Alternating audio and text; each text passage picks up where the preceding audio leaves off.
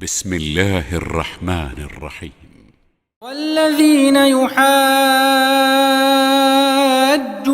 في الله من بعد ما استجيب له حجتهم داحضة عند ربهم وعليهم غضب ولهم عذاب شديد. الله الذي أنزل الكتاب بالحق والميزان وما يدريك لعل الساعة قريب يستعجل بها الذين لا يؤمنون بها والذين آمنوا مشفقون منها ويعلمون أنها الحق ألا إن الذين يمارون في الساعة لفي ضلال بعيد. അസ്സലാമു അലൈക്കും വറഹ്മത്തുള്ളാഹി വബറകാതുഹു. ഖുർആൻ പദം 1686 ദിവസത്തിലേക്ക് എല്ലാവരെയും ഹാർദമായി സ്വാഗതം ചെയ്യുന്നു. വിശുദ്ധ ഖുർആനിലെ 42-ാമത്തെ അധ്യായമായ സൂറത്ത് ശൂറയിലെ 16 മുതൽ 18 വരെയുള്ള ആയത്തുകളാണ് ഇന്ന് പഠന വിധേയമാക്കുന്നത്. ക്ലാസ് ആരംഭിക്കുന്നതിനായി ആദരണീയനായ ഡോക്ടർ എ വിലായത്തുള്ള സാഹിബിനെ ക്ഷണിക്കുന്നു. അസ്സലാമു അലൈക്കും വറഹ്മത്തുള്ളാഹി വബറകാതുഹു. അഊദു ബില്ലാഹി മിനശ് ശൈത്വാനിർ റജീം. ബിസ്മില്ലാഹിർ റഹ്മാനിർ റഹീം. വല്ലദീന യുഹാജ്ജൂന ഫില്ലാഹി മിൻ ബഅദി മസ്തുജീബ ലഹു ഹുജ്ജത്തുഹും ദാഹിളത്തുൻ ഇൻദ റബ്ബിഹിം വഅലൈഹിം ഗളബുൻ വലഹും അദാബുൻ شديد. الله الذي أنزل الكتاب بالحق والميزان وما يدريك لعل الساعة قريب يستعجل بها الذين لا يؤمنون بها والذين آمنوا مشفقون منها ويعلمون أنها الحق ألا إن الذين يمارون في الساعة لفي ضلال بعيد. صدق الله العلي العظيم. സൂറത്ത് ശൂറയിലെ 16 മുതൽ 18 വരെയുള്ള ആയത്തുകളാണ് ഞാൻ നിങ്ങളെ കേൾപ്പിച്ചിട്ടുള്ളത്. സൂറത്തിന്റെ തുടക്കം മുതൽ കഴിഞ്ഞ ദിവസം നമ്മൾ പഠന വിധേയമാക്കിയ ആയത്തുകൾ ഉൾപ്പെടെയുള്ള ഭാഗം മക്കയിലെ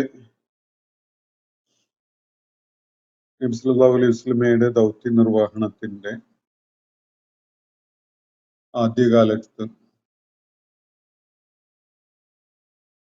ഇസ്ലാമിക ആദർശത്തോടും നബി സല്ലല്ലാഹു അലൈഹി വസല്ലം ഉയർത്തിപ്പിടിച്ച വിശ്വാസ ദർശനത്തോടും ഒക്കെ ശക്തമായ എതിർപ്പും വിയോജിപ്പും കാണിച്ചുകൊണ്ടിരുന്ന, അതിനെ പരമാവധി ഇകഴ്ത്തി കാണിക്കാനും ദൈവിക വചനങ്ങൾ കേൾപ്പിക്കപ്പെടുമ്പോൾ ബഹളമുണ്ടാക്കിയും പ്രയാസങ്ങൾ സൃഷ്ടിച്ചും അതിൽ നിന്ന് ആളുകളുടെ ശ്രദ്ധ അകറ്റാനും ഒക്കെ ശ്രമിച്ചുകൊണ്ടിരുന്ന മക്കയിലെ പ്രബോധിത സമൂഹത്തിന്റെ പ്രതികരണത്തെ മുഖവിലക്കെടുത്തുകൊണ്ടുള്ള വളരെ ശ്രദ്ധേയമായ ചില കാര്യങ്ങളാണ് പിന്നീട് ഈ ആയത്തുകളിൽ പരാമർശിക്കപ്പെടുകയുണ്ടായത്.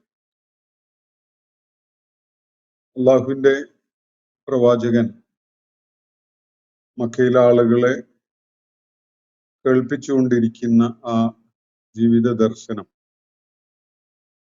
പിന്നിട്ട കാലത്ത് മനുഷ്യ നാഗരികതയുടെ വളരെ സുപ്രധാനമായ ഘട്ടങ്ങളിൽ അവരെ അഭിസംബോധന ചെയ്തുകൊണ്ട് അവരെ സത്യമാർഗത്തിലേക്ക് ക്ഷണിക്കുകയുണ്ടായ പ്രമുഖരായ 5 പ്രവാചകന്മാരുടെ പേരുകൾ സൂചിപ്പിച്ചുകൊണ്ട് അവര് ലോകത്തെ ഏതൊരു മാർഗത്തിലേക്കാണോ ക്ഷണിച്ചിട്ടുണ്ടായിരുന്നത് അതേ സംഗതി തന്നെയാണ് ഇപ്പോ ഇവിടെ ഉന്നയിക്കപ്പെട്ടിട്ടുള്ളത്.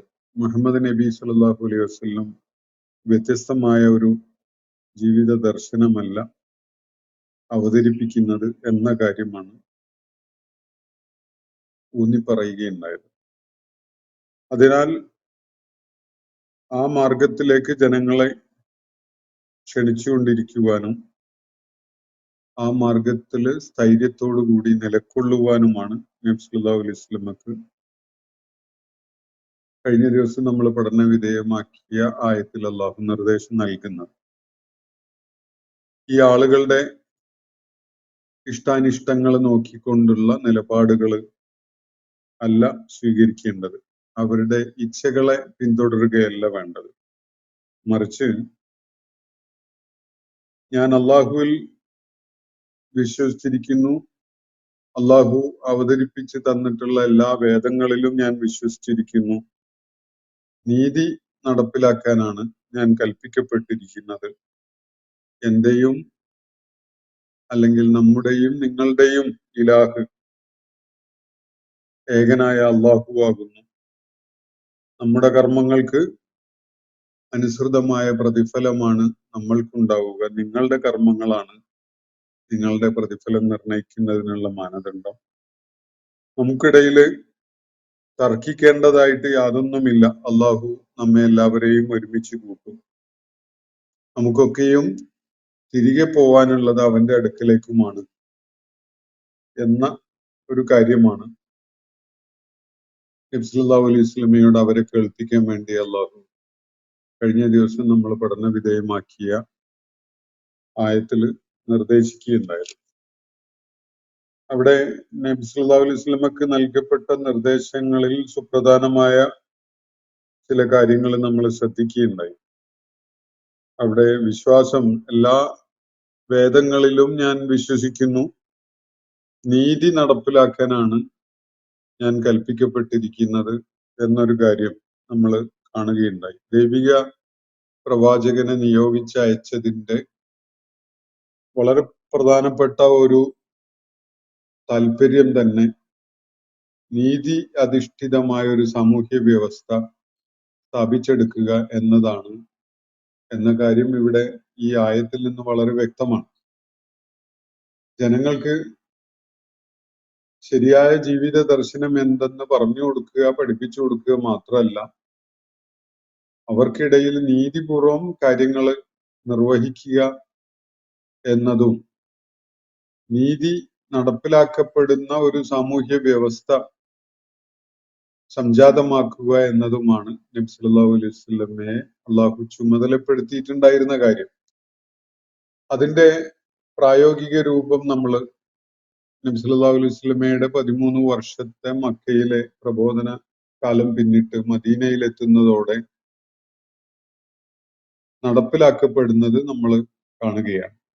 മദീനയിൽ നബി സല്ലല്ലാഹു അലൈഹി വസല്ലമിന്റെ മസ്ജിദുൻ നബവി കേന്ദ്രമായിക്കൊണ്ട് ഒരു പുതിയ സാമൂഹ്യ ക്രമം നിലവിൽ വരുന്നു. അവിടെ ഒരു നിയമവ്യവസ്ഥ നടപ്പിലാക്കപ്പെടുന്നു. ജനങ്ങൾക്കിടയിൽ നീതി അധിഷ്ഠിതമായിട്ട്, അതിന്റെ മുമ്പൊന്നും നൂറ്റാണ്ടുകളോളം കേട്ടുകേൾവിയില്ലാത്തൊരു സംഗതിയാണ് ഈ നീതി എന്ന സംഗതി. രാജാക്കന്മാർക്കും സ്വേച്ഛാധിപതികൾക്കും ഭരണാധികാരികൾക്കും ഒക്കെ തോന്നിയ പോലെ നിർവഹിക്കപ്പെടുന്ന ഒരു സംഗതിയായിരുന്നു അന്ന് നിലവിലുണ്ടായിരുന്ന നിയമവ്യവസ്ഥ എന്നതൊക്കെ. എത്രയോ ദീർഘമായ കാലം കയ്യൂക്കുള്ളവൻ കാര്യം നടപ്പിലാക്കുന്ന ഒരു കാട്ടുനീതിയായിരുന്നു നിലവിലുണ്ടായിരുന്നത് ലോകത്ത് മിക്കവാറും ഇടങ്ങളിലൊക്കെ തന്നെ. മദീനയിൽ നബി സല്ലല്ലാഹു അലൈഹി വസല്ലമയുടെ നേതൃത്വത്തിൽ പുതിയ സാമൂഹ്യ വ്യവസ്ഥ കെട്ടിപ്പടുത്ത് വരുന്നതോടുകൂടി ജനങ്ങൾക്കിടയിൽ ഒരു തത്വാധിഷ്ഠിതമായിട്ടുള്ള ഒരു വ്യവസ്ഥ നിലവിൽ വരികയാണ്. അതിന്റെ ഗുണം മുഴുവൻ മനുഷ്യരുമായിരുന്നു. മനുഷ്യർക്കിടയിൽ നീതിയുടെ അടിസ്ഥാനത്തിലാണ് വിധി കൽപ്പിക്കപ്പെടുക എന്നതാണ് ആ മാറ്റത്തിന്റെ, അല്ലെങ്കിൽ ആ പുതിയ മാറിയ സാഹചര്യത്തിന്റെ ഏറ്റവും ശ്രദ്ധേയമായൊരു പ്രത്യേകത. നബി സല്ലല്ലാഹു അലൈഹി വസല്ലം നിയോഗിക്കപ്പെട്ടത് തന്നെ ജനങ്ങൾക്കിടയിൽ അങ്ങനെ നീതിയുടെ അടിസ്ഥാനത്തിൽ കാര്യങ്ങൾ നിർവഹിക്കപ്പെടുന്ന, കയ്യൂക്കിന്റെയോ ശക്തിയുടെയോ കരുത്തിന്റെയോ ആയുധബലത്തിന്റെയോ ഒന്നും അടിസ്ഥാനത്തിലല്ല, നീതിയുടെ അടിസ്ഥാനത്തിൽ കാര്യങ്ങൾ നിർവഹിക്കപ്പെടുന്ന ഒരു സാമൂഹ്യ ക്രമം ഉണ്ടാക്കിയെടുക്കുന്നതിന് വേണ്ടി കൂടിയാണ് അള്ളാഹുവിന്റെ പ്രവാചകൻ നിയോഗിക്കപ്പെടുകയുണ്ടായത്. തീർച്ചയായിട്ടും അങ്ങനെ ഒരു നീതി വ്യവസ്ഥ നിലവിൽ വരണമെങ്കിൽ അതിനടിസ്ഥാനമായിട്ട് ഒരു ദർശനം ആവശ്യമാണ്. അതാണ് വിശുദ്ധ ഖുർആൻ പഠിപ്പിക്കുന്ന ജീവിത ദർശനം. ആ ദർശനം കേവലം മനസ്സിൽ കൊണ്ടു നടക്കാനുള്ള ഒരു ആശയമല്ല. പലരും ധരിച്ചു വെച്ചിട്ടുള്ളത്, ഇസ്ലാമിക ലോകത്ത് തന്നെ പലരും ധരിച്ചു വെച്ചിട്ടുള്ളത് അങ്ങനെയാണ്. ഇസ്ലാമിന്റെ നീതി വ്യവസ്ഥ, ഇസ്ലാമിന്റെ ആദർശത്തിന്റെ അടിസ്ഥാനത്തിലുള്ള ആ നീതി വ്യവസ്ഥ സ്വപ്നത്തിൽ അങ്ങനെ പേറി നടക്കാനുള്ളതാണ്, അത് പ്രായോഗികമായി നടപ്പിലാക്കപ്പെടാനുള്ളതല്ല എന്നതാണ് പലരുടെയും ധാരണ. ചിലരുടെയൊക്കെ സംസാരത്തില് അതൊക്കെ രാഷ്ട്രീയമാണല്ലോ, നമ്മൾ അതിൽ താല്പര്യം കാണിക്കേണ്ട ആളുകളല്ല എന്നൊക്കെയാണ് പറയുന്നത്. അങ്ങനെ യാതൊരു വിഭജനവും മനുഷ്യ ജീവിതത്തിൽ അള്ളാഹു ഉണ്ടാക്കിയിട്ടില്ല. അള്ളാഹുവിന്റെ ദീൻ മുഴുവൻ മനുഷ്യ ജീവിത മേഖലകളുമായി ബന്ധപ്പെട്ടുകൊണ്ടുള്ളതാണ്. അതിൽ നിന്ന് ഒരു മേഖലയും മാറ്റി നിർത്തിയിട്ടില്ല. ഇതാണ് പ്രതിജ്ഞയുടെ രൂപത്തില് നമ്മൾ ദുആ ഉൽ ഇഫ്തിതാഹില് ഏറ്റുപറയുന്ന കാര്യം. ഇന്ന സ്വലാത്തി വനുസ്കി വമഹിയായ വമമാതി ലില്ലാഹി റബ്ബിൽ ആലമീൻ. എൻ്റെ നമസ്കാരം, അനുഷ്ഠാനങ്ങള്, എൻ്റെ ജീവിതം, മരണം, ഇതൊക്കെയും അള്ളാഹുവിനുള്ളതാണ് എന്നാണ് ഓരോ നമസ്കാരത്തിന്റെ തുടക്കത്തിലും പ്രതിജ്ഞ ചെയ്തുകൊണ്ട് ഒരു മുസ്ലിം പ്രഖ്യാപിച്ചുകൊണ്ടിരിക്കുന്നത്. അതിന്റെ പ്രായോഗിക രൂപമാണ് മദീനയിൽ അള്ളാഹുവിന്റെ പ്രവാചകൻ നടപ്പിലാക്കുന്നത്. അത് സത്യമാണ് അതിന്റെ ആദർശം, നീതി നിർവഹണമാണ് അതിന്റെ രീതി, അല്ലെങ്കിൽ അത് ലക്ഷ്യമിടുന്ന കാര്യം. ഇതാണ് നബി സല്ലല്ലാഹു അലൈഹി വസല്ലമക്ക് ഈ ഘട്ടത്തിൽ തന്നെ, എന്ന് പറഞ്ഞാൽ മദീനയിലേക്കുള്ള പലായനം നടക്കുന്നതിന്റെ വർഷങ്ങൾക്ക് മുമ്പ് തന്നെ നൽകപ്പെടുന്ന നിർദ്ദേശം ഇതാണ്. അപ്പൊ ജനങ്ങൾക്കിടയിൽ കാര്യങ്ങളിൽ തീർപ്പ് കൽപ്പിക്കാനുള്ള ന്യായാധിപനായിട്ട് കൂടിയാണ് അള്ളാഹുവിന്റെ പ്രവാചകൻ നിയോഗിക്കപ്പെട്ടിരുന്നത് എന്നതാണ് കഴിഞ്ഞ ദിവസം നമ്മൾ പഠന വിധേയമാക്കിയ ആയത്തില് നൽകപ്പെടുന്ന സൂചന. മക്കയിൽ ആ ഘട്ടത്തിൽ അത് പ്രായോഗികമായി ഉണ്ടായി എന്ന് പറയാൻ വയ്യ. വളരെ പരിമിതമായ അർത്ഥത്തിൽ മാത്രമാണ് നബി സല്ലല്ലാഹു അലൈഹി വസല്ലമക്ക് മക്കയിലെ നീതി നിർവഹണ വിഷയങ്ങളിൽ ഇടപെടാൻ സാധിച്ചിരുന്നത്. പക്ഷെ പലായനത്തിന് ശേഷം മദീനയിൽ രൂപപ്പെട്ടു വന്ന സമൂഹത്തിന്റെ സകല കാര്യങ്ങളിലും നീതിയുടെ അടിസ്ഥാനത്തിൽ തീർപ്പ് കൽപ്പിക്കുന്ന ഒരു ന്യായാധിപന്റെ ഒരു റോളിൽ കൂടി നബി സല്ലല്ലാഹു അലൈഹി വസല്ലം ഉണ്ടായിരുന്നു എന്നത് എല്ലാവർക്കും, ചരിത്രം അറിയുന്ന എല്ലാവർക്കും അറിയാവുന്ന ഒരു കാര്യമാണ്. അപ്പോ ഈ ഒരു കാര്യം പറഞ്ഞതിനെ തുടർന്നാണ് മക്കയിലെ ഈ കാര്യങ്ങൾ അള്ളാഹു നബി സല്ലല്ലാഹു അലൈഹി വസല്ലമയോട് വെളിപ്പെടുത്തിക്കൊണ്ടിരിക്കുന്ന ആ ഘട്ടത്തില്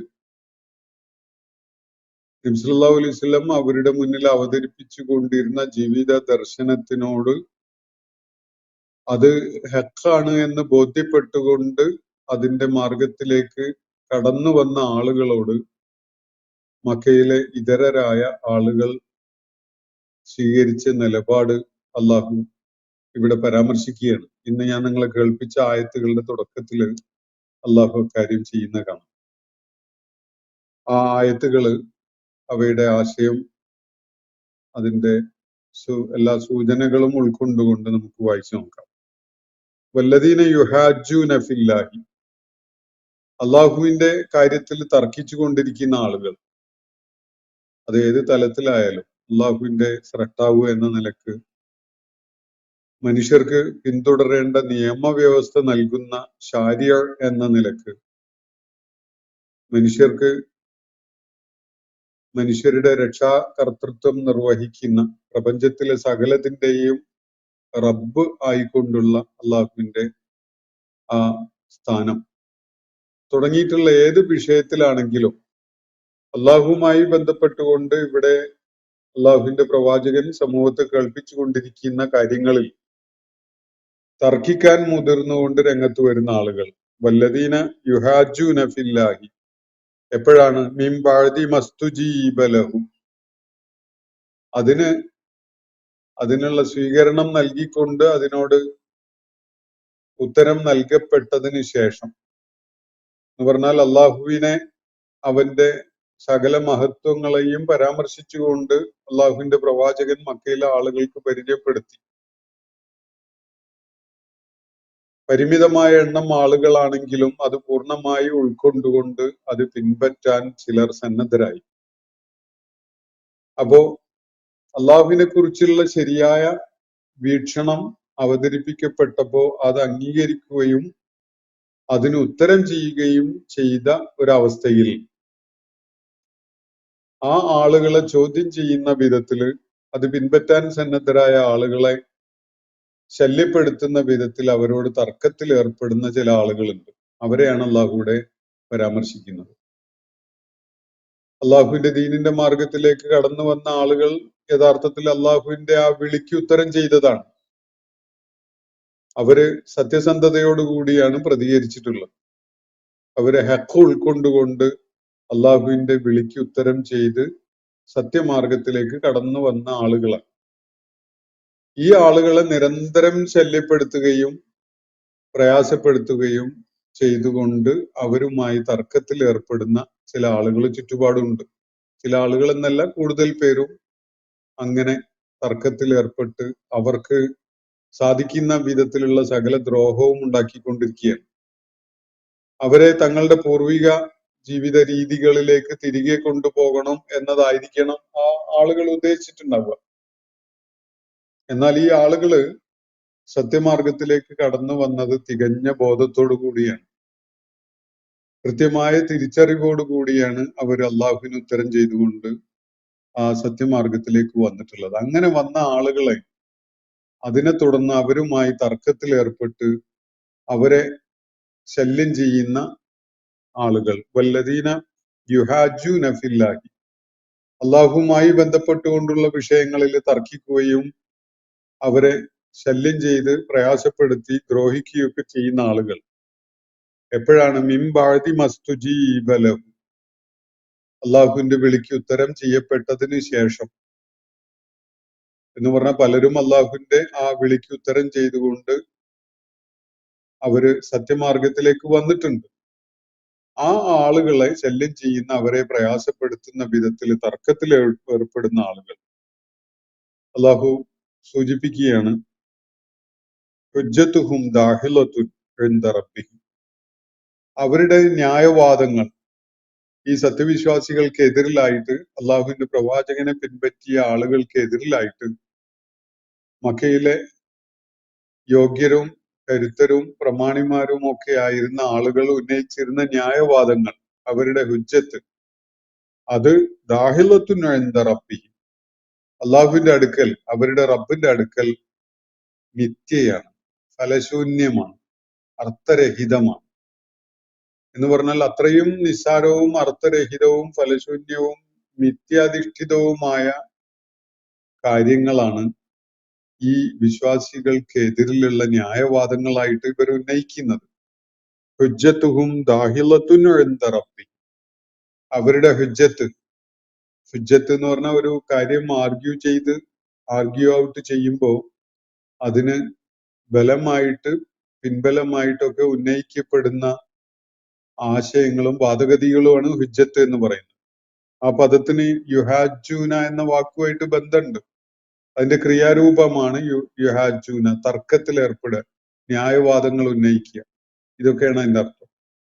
അപ്പൊ അവര് മുന്നോട്ട് വെക്കുന്ന ഹുജ്ജത്ത്, അവര് മുന്നോട്ട് വെക്കുന്ന ന്യായവാദങ്ങൾ, അവരുടെ വാദങ്ങൾക്കുള്ള പിൻബലമായിട്ടുള്ള ന്യായങ്ങൾ, അത് പക്ഷെ അടിത്തറ ഇല്ലാത്തതാണ് അള്ളാഹുവിന്റെ അടുക്കൽ എന്നാണ് അള്ളാഹുവിടെ പറയുന്നത്. അത് മിഥ്യാധിഷ്ഠിതമാണ്, ഫലശൂന്യമാണ്, അർത്ഥരഹിതമാണ്, ഉപയോഗശൂന്യമായതാണ്. അത് ഹുജ്ജത്തുഹും ദാഹിലത്തുൻ ഇൻദ റബ്ബി, അള്ളാഹുവിന്റെ അടുക്കല് ഒരു വിലയുമില്ലാത്ത ന്യായവാദങ്ങളാണ്. അള്ളാഹുവിന്റെ അടുക്കൽ വിലയില്ലാത്ത ന്യായവാദങ്ങളാണെങ്കിൽ ആ ന്യായവാദങ്ങളൊന്നും നിലനിൽക്കുകയില്ല. കാരണം അതിന് സത്യത്തിന്റെ അടിത്തറയില്ല, വസ്തുതകളുടെ പിൻബലമില്ല. അത് അടിസ്ഥാനരഹിതമായ ചില വാദഗതികൾ മാത്രമാണ്.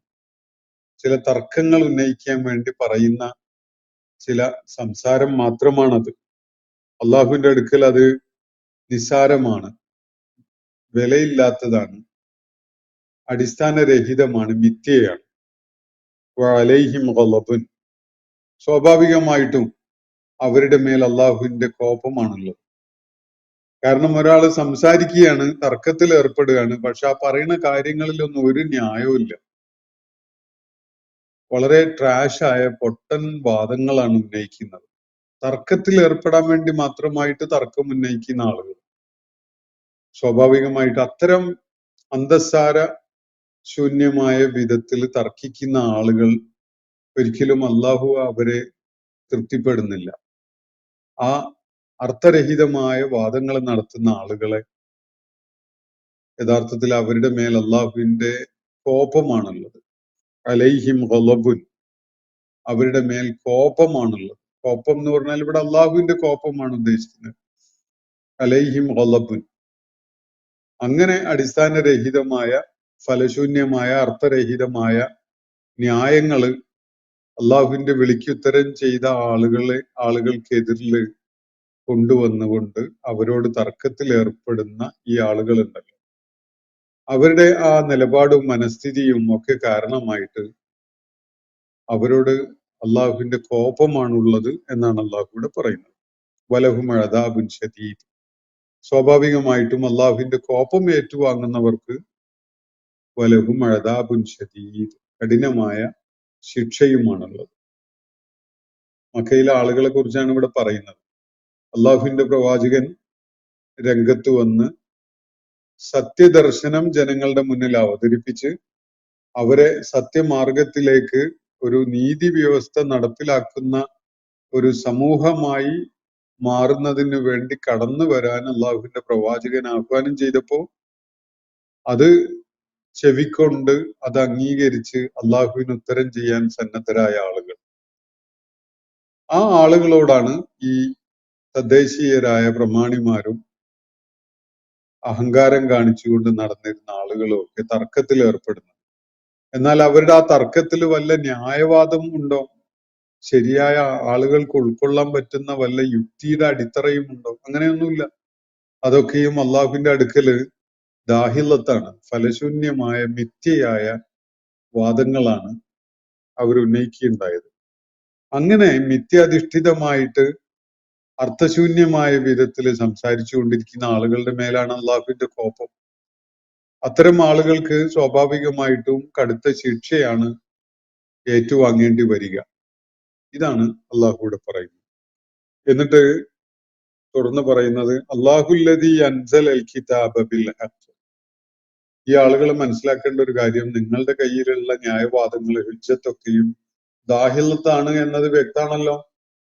അള്ളാഹുവിന്റെ അടുക്കല് യുക്തിഭദ്രതയുടെ യാതൊരു അടിത്തറയും ഉള്ളതായിട്ട് അംഗീകരിക്കപ്പെടുന്ന കാര്യങ്ങളല്ല ഈ ആളുകള് ഉന്നയിക്കുന്ന ന്യായങ്ങള്, അവര് പറഞ്ഞുകൊണ്ടിരിക്കുന്ന കാര്യങ്ങൾ.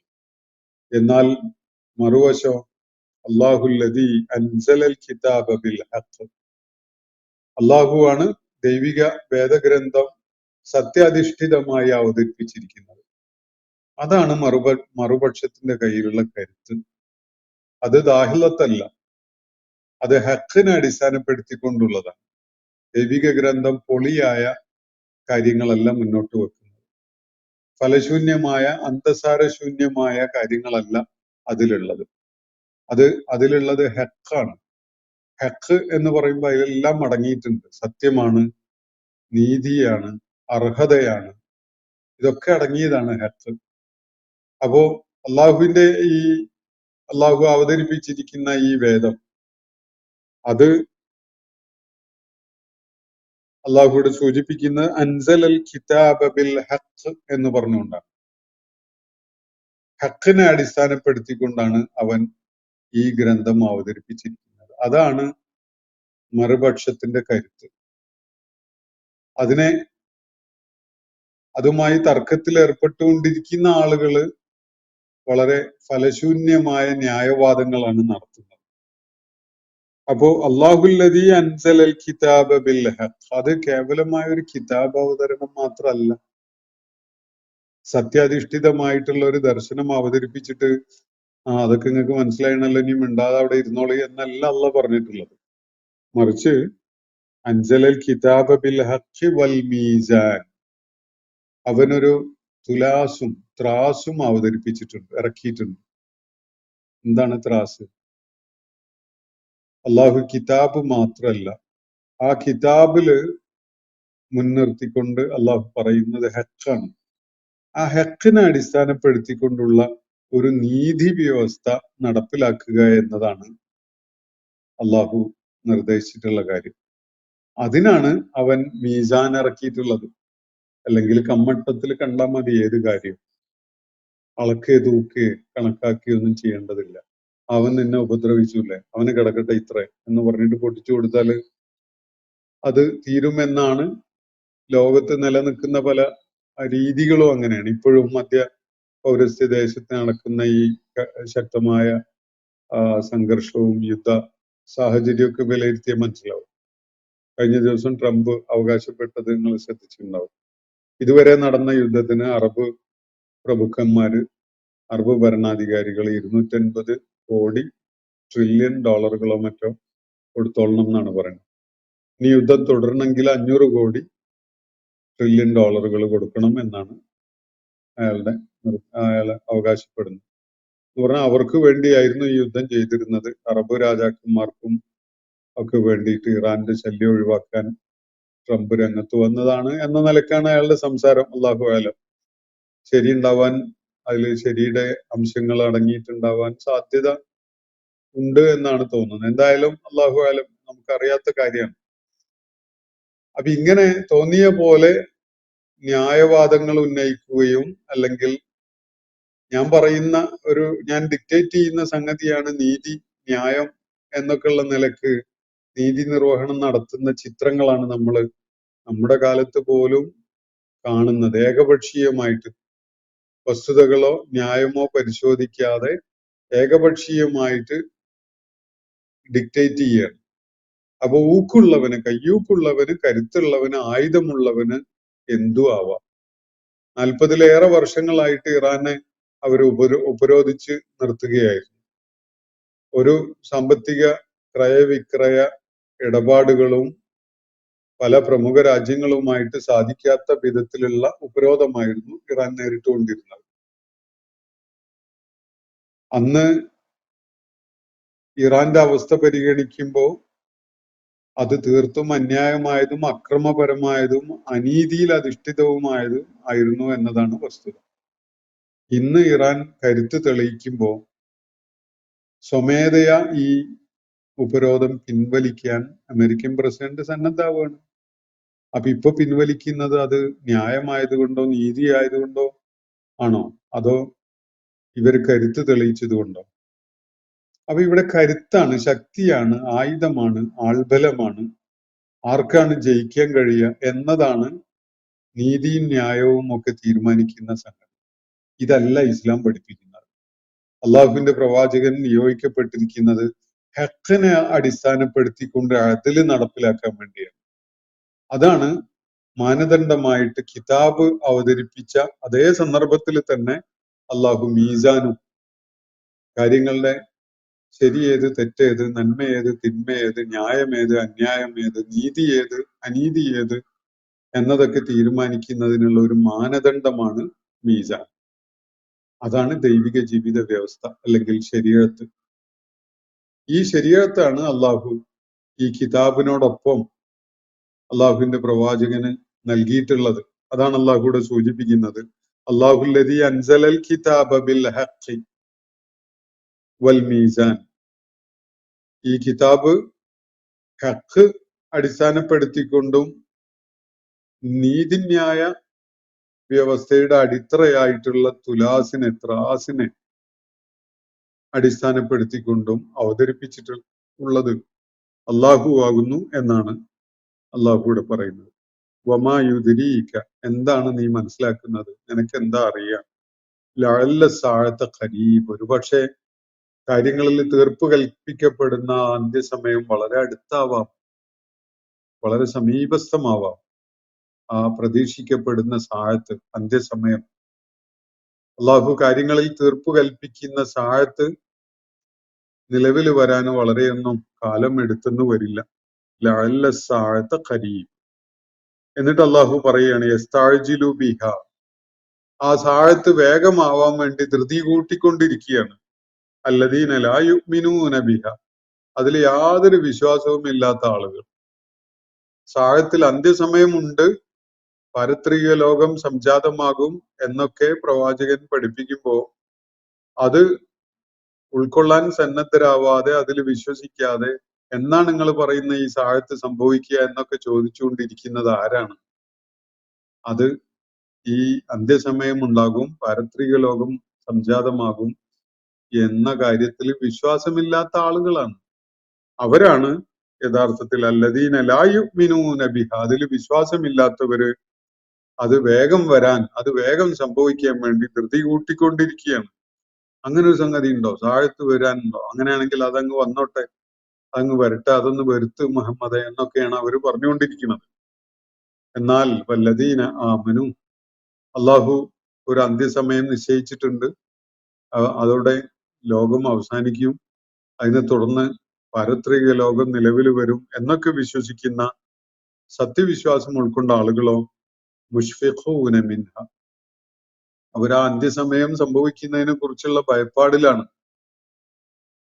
അവരത് വരണമെന്ന് ആഗ്രഹിച്ചുകൊണ്ട് നിൽക്കുകയല്ല, അവർക്ക് പേടിയാണ് എന്താണ് സംഭവിക്കാൻ പോകുന്നത്, ആരാണ് ആ നാളിൽ ഭാഗ്യം ചെയ്തവരാവുക, ആരാണ് ദൗർഭാഗ്യവാന്മാരായി മാറിയതെന്നൊന്നും അറിയാത്ത ആശങ്കയും ഭയപ്പാടുമാണ് അവർക്കുള്ളത്.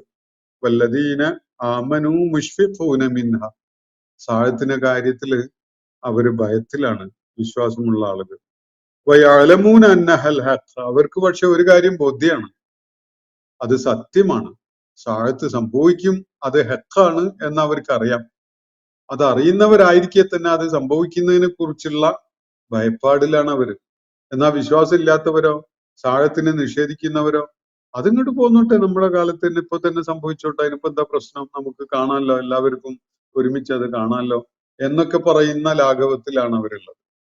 വിശ്വാസികൾ അത് സംഭവിക്കുന്ന ആ നാളിന്റെ ഭീതിജനകമായ അവസ്ഥകളെ കുറിച്ച് ഉള്ള ആലോചനയുള്ളവരായിക്കൊണ്ട് അതിനെക്കുറിച്ച് ഭയപ്പെടുന്നവരാണ്. എന്നാൽ അവര് വയഅലമൂന അന്നഹൽ ഹഖ്, അത് സത്യമാണ് എന്നത് അവർക്കറിയാം, അവരത് ബോധ്യപ്പെട്ട ആളുകളാണ്.